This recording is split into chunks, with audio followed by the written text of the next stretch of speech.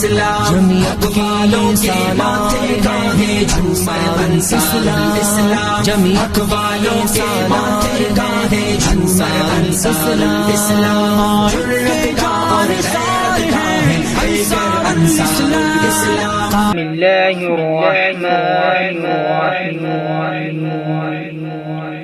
صبح شام پڑھنے کی دعا بسم اللہ الذی لا یضر مع اسمہ شیء فی الارض ولا فی السماء وهو السمیع العلیم ترجمہ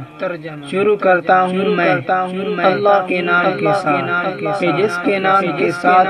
کوئی چیز نقصان نہیں پہنچا سکتی زمین میں اور آسمان میں اور وہ سنتا ہے اور جانتا ہے فائدہ کوئی بندہ ہر صبح اور ہر شام کو